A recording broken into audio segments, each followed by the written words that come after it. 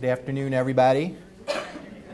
It's nice to see such a big crowd here on a big holiday like Truman's birthday. You may not have even known it was Truman's birthday. Kind of gets lost between Cinco de Mayo and Mother's Day. But as Terry said, my name's Dennis Diehl. I'm the director of the Jefferson County Health Department. And obviously, public health is one of my favorite topics, so I could talk about it for a long, long time. But one of the ladies already reminded me that I need to be finished so they can go home and watch their soaps today. So I'm just going to hit some highlights for you. And if anybody has any questions as I'm talking, please ask them. And I'll leave some time at the end. Not sure there are some specific things you might be interested in or have questions about, so I'll try to do the best I can to provide any information that you might want. One thing I like to do when I get to talk to a group is to ask them if they've received a service from Jefferson County Health Department in, say, the last 6 months. Could anybody who has raise their hand, please? Okay. How about in the last year? All right. Well, that's one reason I like to talk to groups like this, because I think it's really fair to say that the health department provides services to every citizen of the county every day, whether you may know it or not, and also to the folks who visit the county. So if you've eaten in a restaurant, or someone traveling through the county's eaten in a restaurant, you've hopefully been served well by us through our inspections and training of the food establishment people. If you or any of your children have gotten an immunization recently, hopefully that may have been through us or with our vaccine. If you've been swimming lately, I know it's not quite swimming season yet, but so hopefully there's lots of things that really do provide service to protect the health and the safety of our citizens, of all of our citizens, every day. So just like to make people aware of that. And one of the things we like to do is to help folks understand what public health does. And I think the fact that people aren't aware that they're getting services means that they're probably not aware or sure of all the things that we do. So that's another thing that I wanted to do today. So those handouts are coming around. I'm going to talk about those. I have some other things here on the table in case you want to look at them today. But those are also online, and I'll give you the websites for those so that you can look at them whenever you like. And if there's any information, websites, or if you have questions after today, please feel free to call me.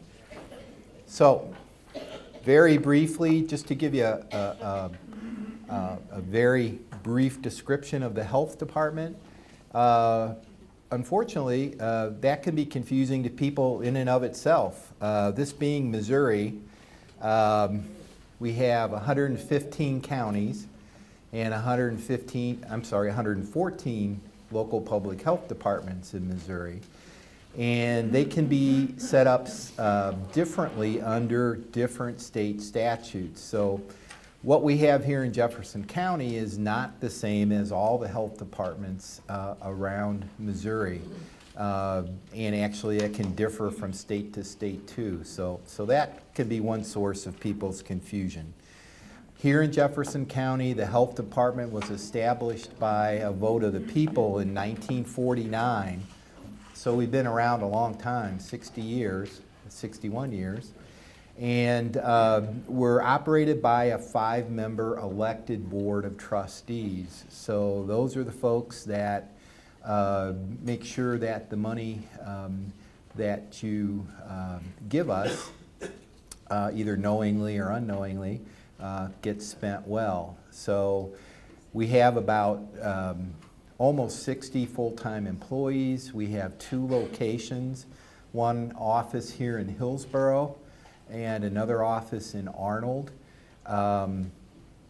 We have about a $4 million annual budget, and we spend most of that money on our personnel. We don't have a lot of equipment or a lot of overhead. Basically, what we do is use our money to fund the people who provide the services, that do the health education, that do the environmental inspections and those kinds of things. About half of our money comes from a property mill tax here in the county. If you ever take a look at your tax bill, hopefully you'll feel like, gosh, I don't have to pay a lot for the things that I get from the health department. In all honesty, the mill tax hasn't been increased since we were established in 1949, and in fact it's gone down because of the Hancock Amendment. So it's been a little bit of a struggle to keep our services going with the budget that we have. And one thing you may notice or know about is that partly because of our budget situation, our offices are closed every Friday. That doesn't mean we don't have people working. That's why I'm here today, but we still provide services basically 24/7, but again, our offices are closed to the public on Fridays. And one last thing I'd like to mention about the health department is that Missouri has a voluntary accreditation program. So of the 114 health departments in the state, 14 of them have been accredited, and we're one of those. We have what they call an advanced accreditation. And so again, hopefully folks can feel like the health department does provide the services that it should, and does those in a quality manner. And that's one reason why we were able to be accredited. So, what is public health? Again, I could talk for a long time about that. But what I think the distinction people really need to keep in mind is that we don't provide services in general to individuals. What we look at is the health of our overall community. Now, we do provide services to people as patients. We do immunizations, we do family planning, we do a number of other things. So we do provide services, especially things that people can't easily get other places or can't afford to get other places. But our basic focus is what affects the health of the community as a whole. What are the problems? Why are they problems? And then what can we do to help improve those things? So please keep in mind that's really what we do.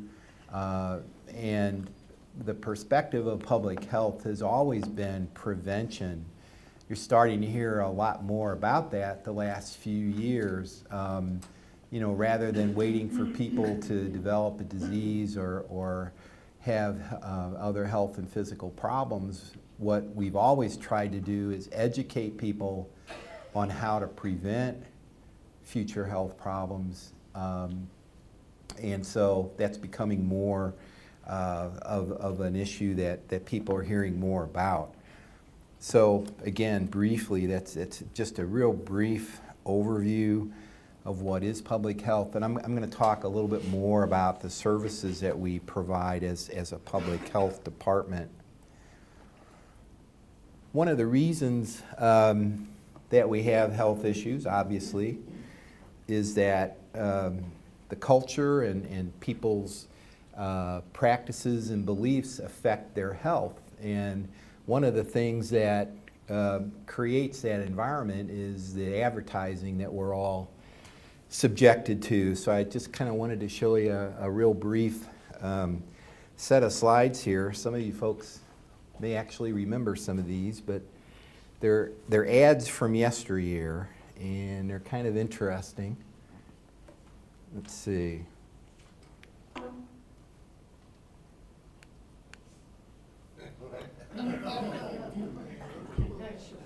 Try this on your next date. I hope not too many of you are dating these days, but if you can't see that, it says blow in her face and she'll follow you anywhere. That's a cigar ad. Whoops. This is my favorite. They're happy because they eat lard. So, I do still eat lard.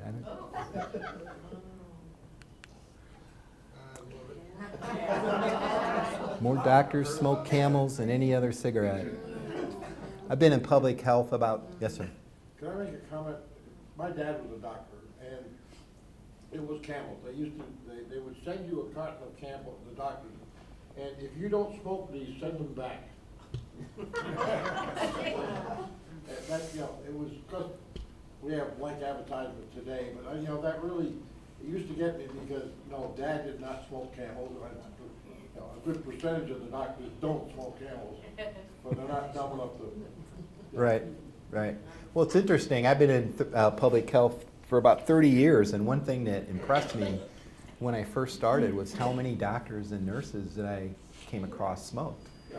But that's improved quite a bit over the years, and hopefully is true for the public in general. Someday all beer cans will open this easily.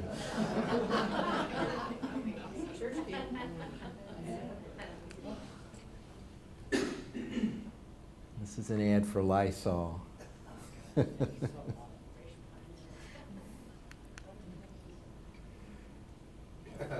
This is it. Is that British? Yeah, I think this is from England. That's kind of a mixed message, isn't it? You could get hit by a bus tomorrow, so go ahead and smoke. This, you might not be able to see this real well. It's an ad for people to lose weight by being infected with a tapeworm. Is that serious? Yeah, these are all real ads. Get tapeworm? Yeah, it needs everything. Oh, boy.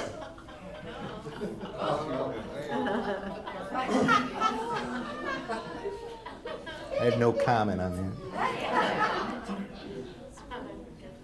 And this is Santa.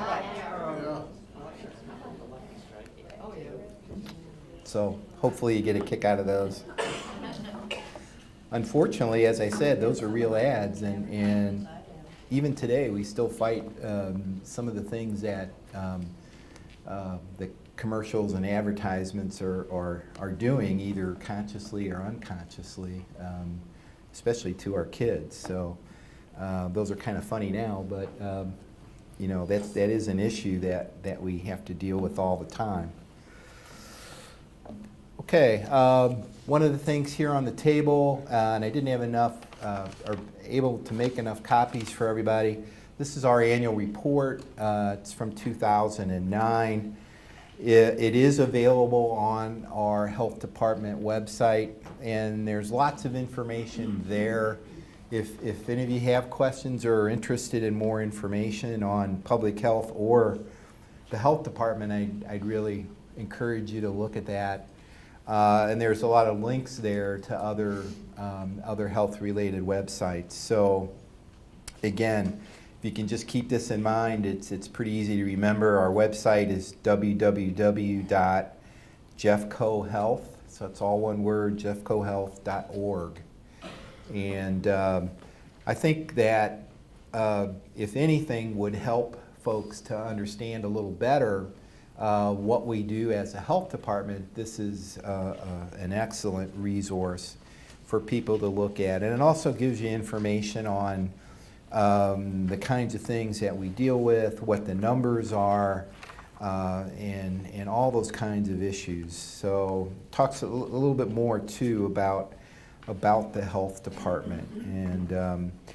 And so again, some of the things people may not realize we do, we're kind of divided into different functional programs. One is our nursing service, and we actually have some emeritus nursing. I didn't want to say retired or old or anything. So. Folks here today, so they can tell you they did this for a long time, but we provide communicable disease control for all kinds of things like sexually transmitted diseases, tuberculosis, hepatitis, all those kinds of things. It's interesting, here in Jefferson County, we're kind of the opposite of the rest or the center of the metropolitan area. If you go up to St. Louis City or parts at least of St. Louis County, communicable diseases are a real issue there and are probably one of the things that they have to work hardest on. Here in Jefferson County, our communicable disease rates are relatively low, which is certainly a good thing.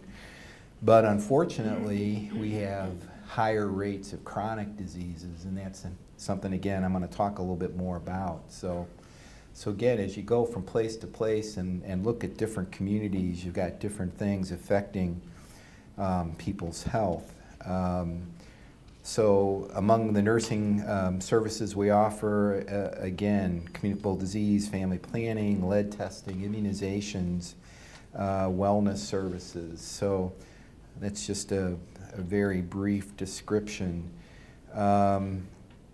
We have a health education program. We've got 8 health educators that provide a lot of programs, and most of those are focused on the issues that are related to the chronic diseases that I mentioned.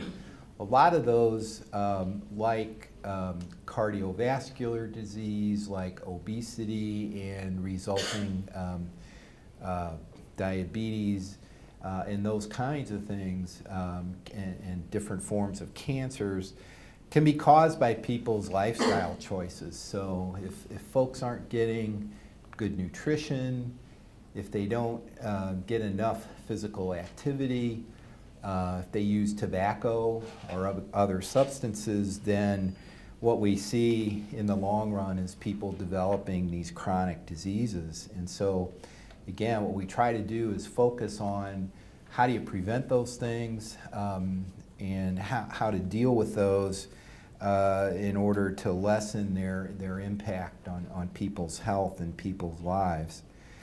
So some of the programs that we have in health education, we do have a methamphetamine prevention program. Unfortunately, that's an issue here in the county. So we've been working on that for the last couple of years. We've got a big coalition that works on that, and I think it's doing a great job.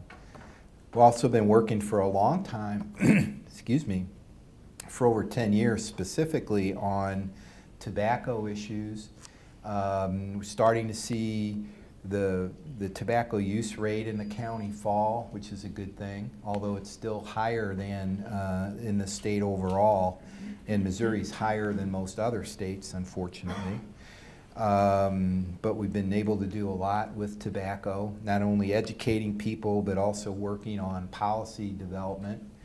Some folks may not be happy about it, but we think that trying to develop smoke-free restaurants or other smoke-free places is a good thing for the community overall. And then we have our environmental section, which again looks at the food establishments in the county, but does a lot of other things too. They inspect swimming pools, respond to a lot of complaints on different issues in the county, We evaluate public and private drinking water. We established the first countywide mosquito control program here in Jefferson County about 8 years ago to deal at that point with West Nile virus, which could still be an issue here. And we've worked on other issues like contamination from the lead smelter at Doe Run and well contamination from the Westinghouse nuclear plant. So those are obviously some real important issues. And one last thing that we're involved in, again, that probably a lot of folks don't realize is, especially since 9/11, we've been real involved with emergency preparedness. Some of these things can be biological in nature, but even when they're not,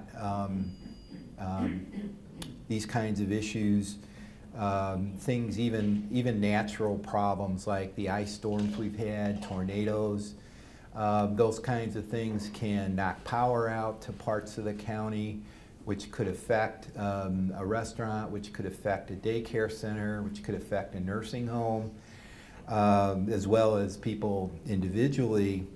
And so we do a lot of work with all of the first responders in the county to be prepared for and to respond to natural as well as potentially terrorist issues here in the county. So we've got a lot of things that could be going on there, earthquakes, you name it. So again, that's been a big thing of what we've been looking at over the last few years. And actually, this past year, excuse me, our response to the H1N1 influenza was really based on all the preparation and planning that we had done for emergency preparedness. And again, I'll talk a little bit more about that as we go along. So again, you get a lot more information in our annual report. Please take a look at that if you have a chance. If you have any questions or need to know how to get a hold of it again, please give me a call at the health department. One thing that we did last summer and do on a periodic basis is we do a health assessment for the community. And again, there's a few copies of it on the table, but this is also available on our website. And it's got a lot of interesting information in it, but again, talks about some of the things that I just mentioned that are concerns in the community, and different types of chronic diseases, infant and child health, family safety, the environment, and on and on. So some of the handouts that I sent around, I hope you had a chance to get one and to look at it. One talks about the top public health issues in the county. So again, mentions chronic diseases, environmental health. There's a chart at the bottom that talks about the rates of some of the chronic diseases that we have, and you can see that those are all, the ones listed are all higher than the state rate. And again, Missouri is not always in good shape as a state, so it is a concern that we have high rates of those illnesses. One thing that I haven't mentioned yet is the third thing that's listed there, and that's access to health care. And that's a real issue here in Jefferson County. We have over 217,000 people, but we have 4 times the population per physician that works here in the county and per nurse that works here in the county. So it's often difficult for people to even find a provider, and that's not to mention whether or not they have health insurance and whether or not they can afford to see a healthcare provider. So we're fortunate to have Jefferson Regional here excuse me, in our area. Sorry. Thanks.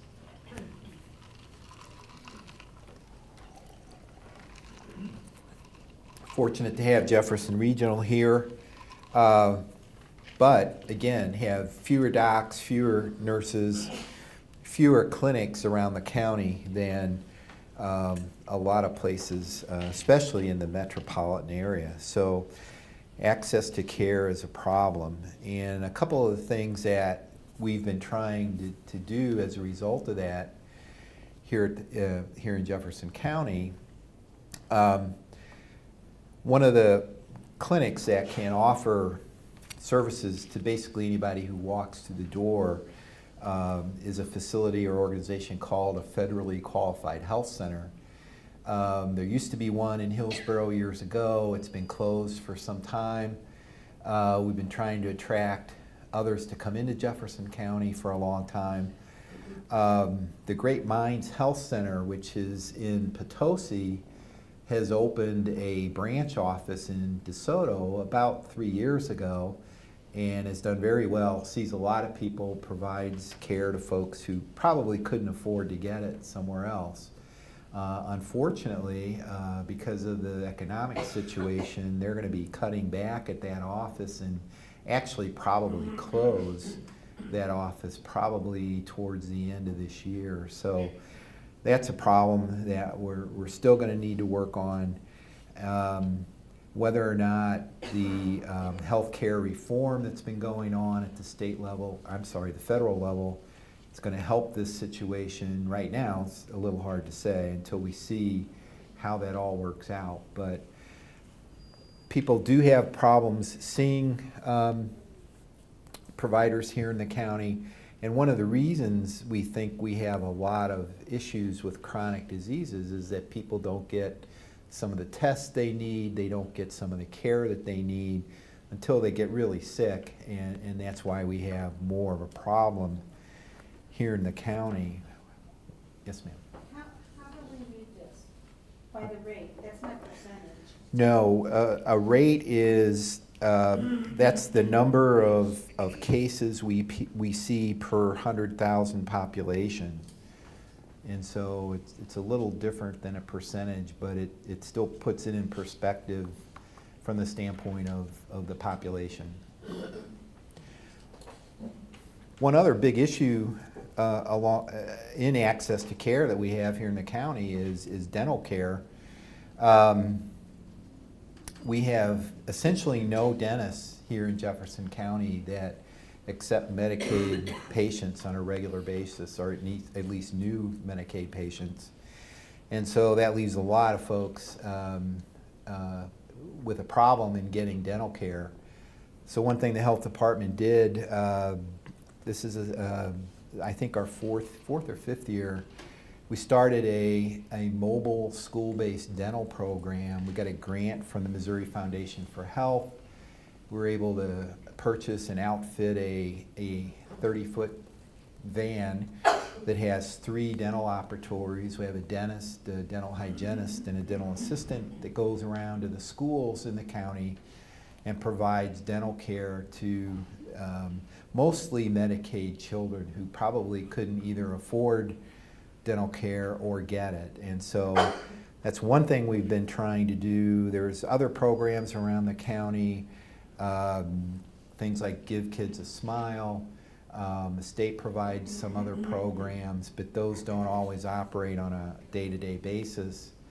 And so again, it's only obviously a partial solution, but those are the kinds of things that as a health department we try to do to fill a gap that we see in the health of the community.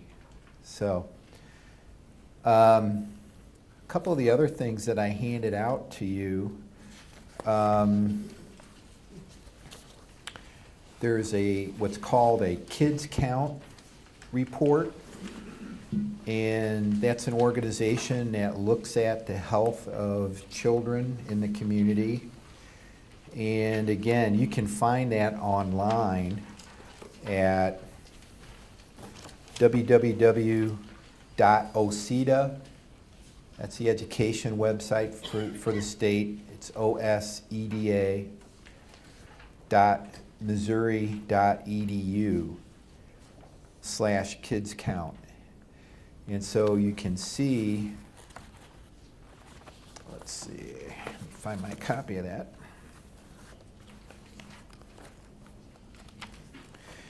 You can see based on that what some of the issues are in the county, whether they're getting better or worse. There's a trend column there. If it has an X, things are getting worse. If it has a check mark, they're getting better. But you can see a county rank there and the state rate as compared to the rates here in the county. And so we're seeing more kids enrolled in free and reduced lunches.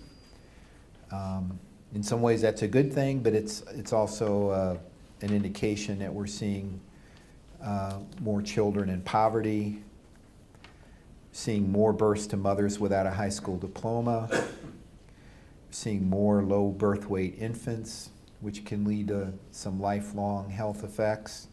It's not a good thing.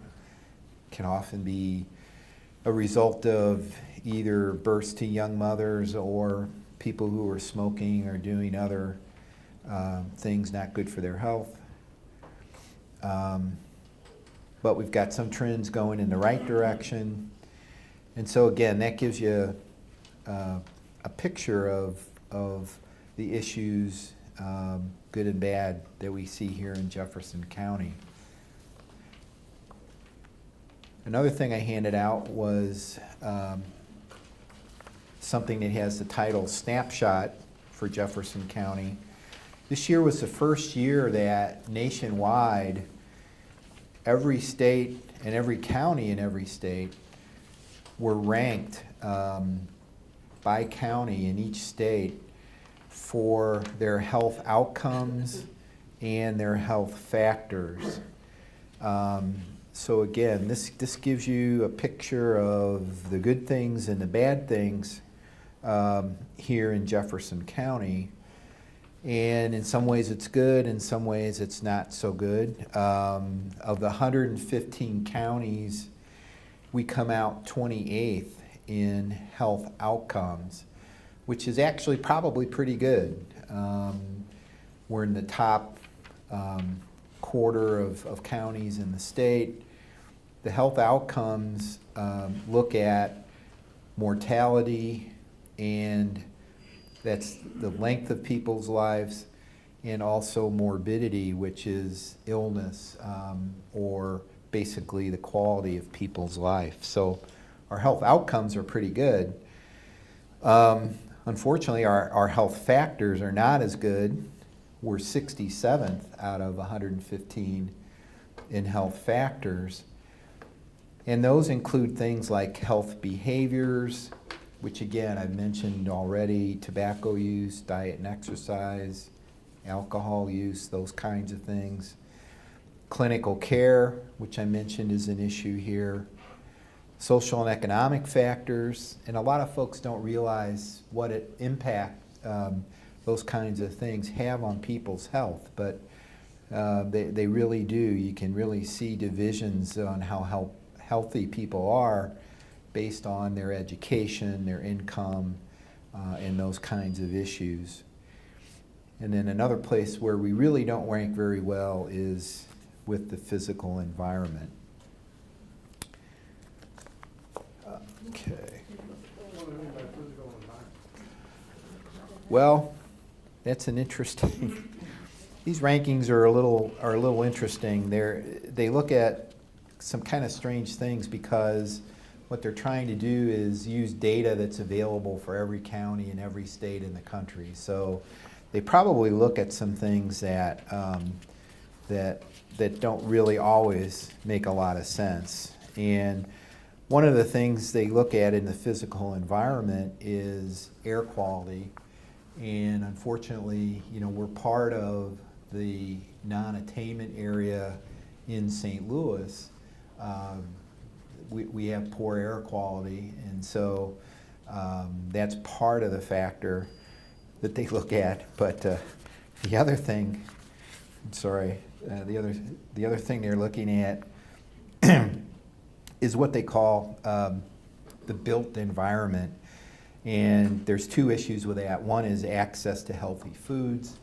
And so you might see a lot of the things that we're looking at these days in regards to that are farmers markets, helping people to raise their own gardens, be able to afford more healthy food. But the other issue, and what I was kind of laughing about earlier, is they look at the number of liquor stores in an area. And I don't know, I haven't noticed it, but apparently we don't do too well in that regard either. So, that's a good question. Okay. One thing I wanted to mention is here in Jefferson County, we're going to be part of what's called the National Children's Study. That's been in the planning stages for a long time. It's starting to get up and running now. There are only 105 locations throughout the United States that are going to be included in this study, and Jefferson County is one of those. There's only 2 in Missouri. One is, again, Jefferson County. The other is the city of St. Louis. So what they're going to be doing is enrolling 100,000 children in this study. They're going to follow them from the birth, actually from before they're born until age 21. And they're going to be looking at all the factors that could and that do affect people's health. And so really looking forward to this study producing a lot of good information about what kinds of things really do have an impact on children's health and therefore everybody's health, and again, what can be done to improve those things and deal with the issues that we find. So I left some information on that over here, but we've been meeting with the folks doing the study on a regular basis, and it's going to be kind of like the census, really. Once they identify people, they're going to be out doing interviews and doing home visits and following the folks that they enroll in this study for 21 years. So I think it's interesting that Jefferson County has been included in that. Okay. Sure. What is going on with the seeds? Seeds. I have been all over looking for, seeds to grow plants and flowers, and especially my zinnias, because I have them for the butterflies to propagate. Mm-hmm. I cannot find, I'm used to paying getting 4 packs for $1, and they're not around. I cannot find them. All I can find is the hybrids that are $1 or more, and they're hybrids. And I don't think the hybrids really pollinate. And I'm trying to figure out what's going on with the seeds. I can't answer that. That's a good question. Does anybody know? I don't know, but Oh. I've got another question about I'll see if I can find out and let you know. I've been all over trying to find the simple, a normal flower or the normal herb Mhm. or dill. I plant dill, and all I can find is these hybrids. I cannot find the 4 for $1. I went to the dollar stores where they Right. always were. Right. They're not there. Okay, I'll check And on I that. went to Walmart, and they had the $1 or more, and they were more like a hybrid type of seeds. No, I haven't tried buckeyes. Yes, ma'am. on the children's selection. How is the selection made of the children that are gonna be included in this study? Any child that's born here in Jefferson County is eligible to be in it, so it's just a question of whether the parents and the family decide they want to be included. That's why we're part of the study. Anybody is eligible to be included. Again, I'm not sure exactly when they're going to actually get up and running, but obviously it would be from whatever point they start, it would be any child born from that date on would be eligible. I'm sure you'll be hearing more information about that, so if you've got somebody who might be interested, they'll be looking for them. Yes, sir. Who establishes target values in this snapshot? Target value? Yeah. What does it mean?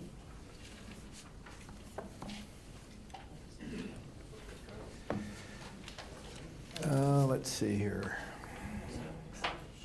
It's sort of a shock to find out that there's a target value for mortalities. Rick is trying to tell you something.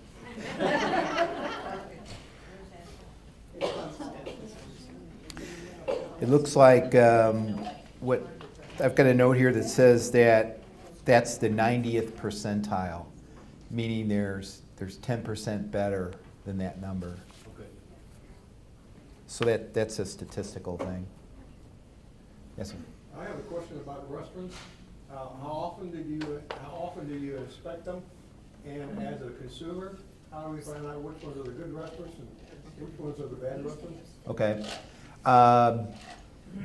Food establishments are inspected based on their hazard rating, meaning that depending on what a place may offer for sale, some things are more hazardous than others. In other words, another thing that people don't realize is, 20 years ago, food inspection was almost all restaurants. Now, you've got the gas stations that sell all kinds of food, you've got all kinds of other types of operations. And so what we do is rank those things depending on what they're selling and how potentially hazardous they are. So the more hazardous facilities get inspected more often, and the goal is to inspect them twice a year.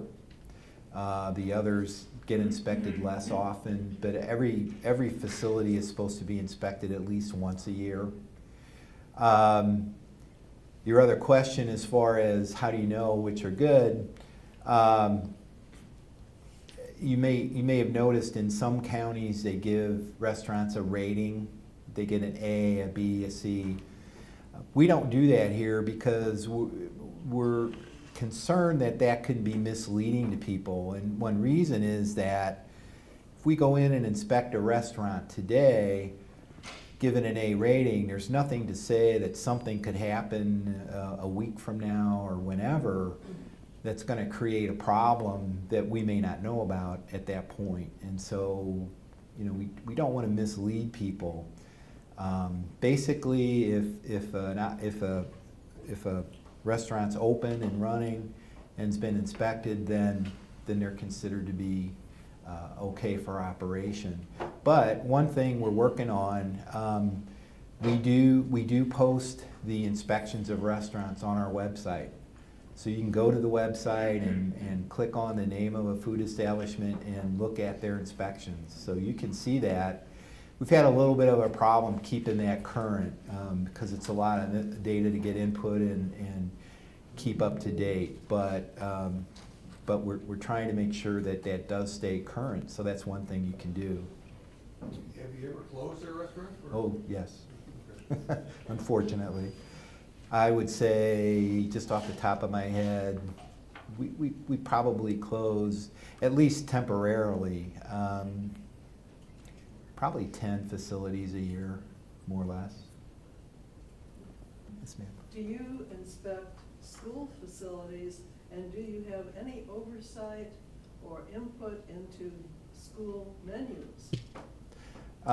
We do inspect the food services at all the schools.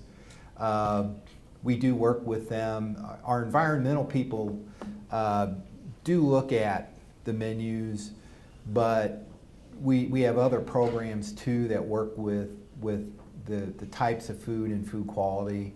We do have a nutritionist. on board, and she's worked with some of the school districts on that, and the state's been real active in working on that too. And we're hoping that that's one thing we're going to see improve a lot over the next few years. That could do a great deal to prevent overweight children and adults.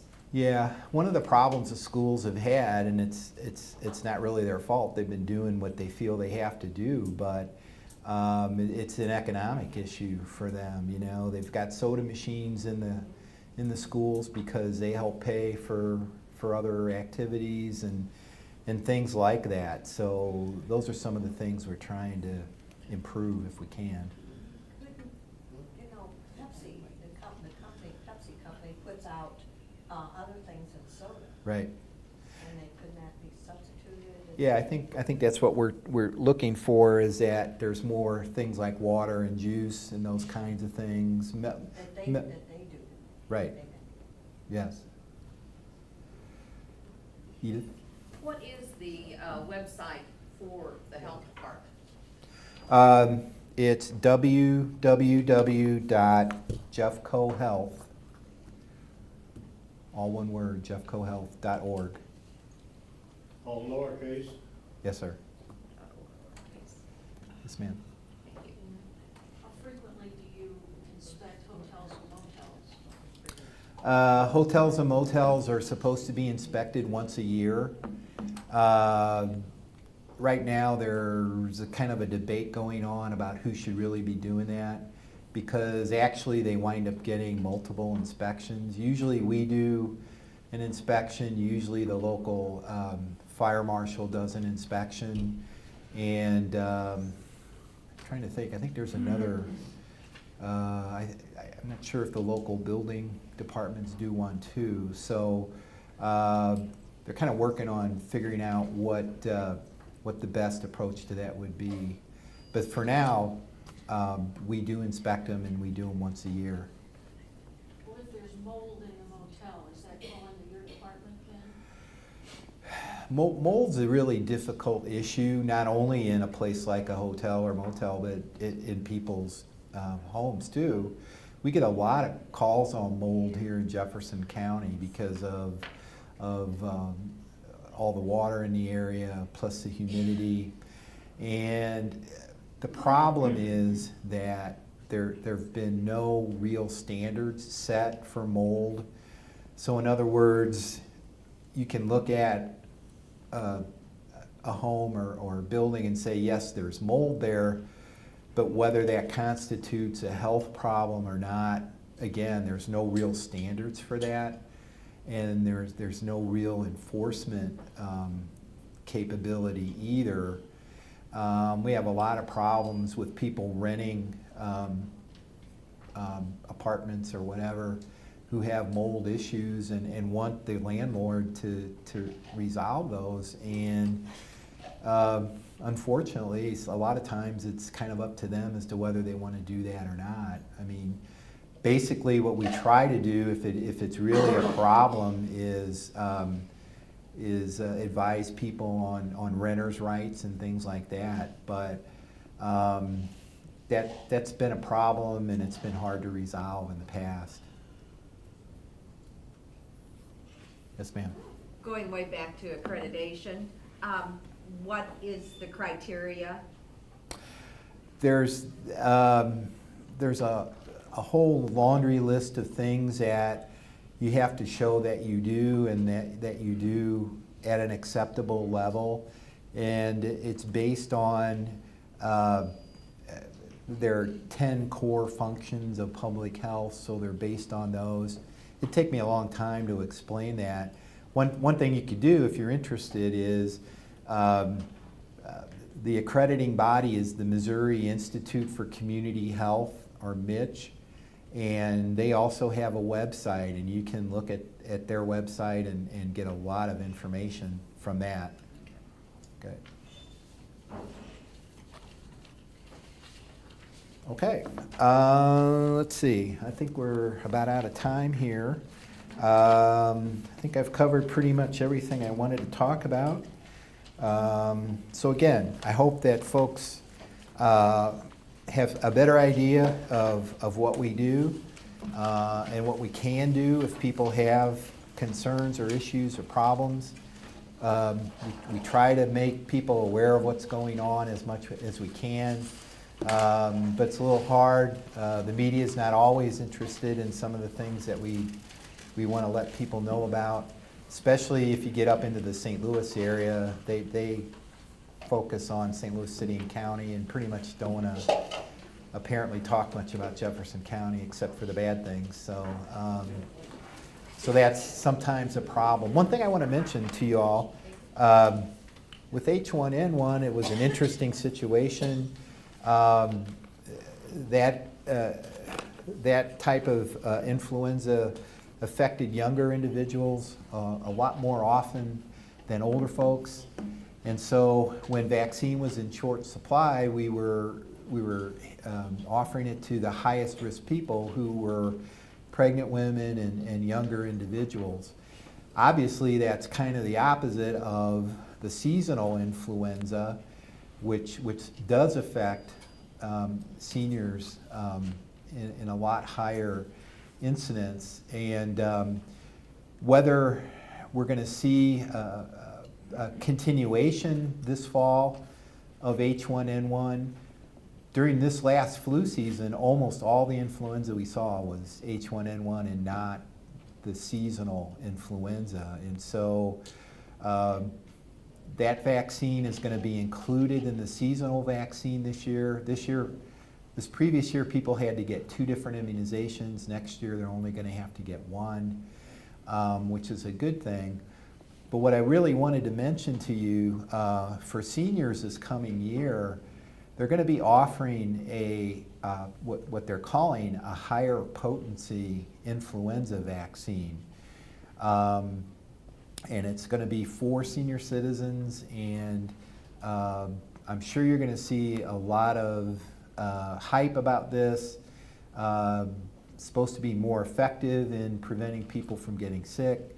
That may be true. The thing I'm concerned about is we've had issues in many of the recent years in having vaccine available, either at all or when people want it. And since this is a new vaccine, I'm a little concerned that they might develop a demand for it through advertising, but that it may not be as available as people might want it. So just kind of a heads up, you might be seeing a lot about that this coming fall. And unfortunately, as a health department, there's not much we can do about that. The manufacturers make the vaccine. They sell it to everyone, including us, who provide it to people. We don't have a magical way to get it. If it's there, we get it. If it's not, we don't. And that's been a real problem over the last few years. And just want to make you aware of that and hope that it's not a problem. I think it'll be a good product as long as people can get it if they want it. So.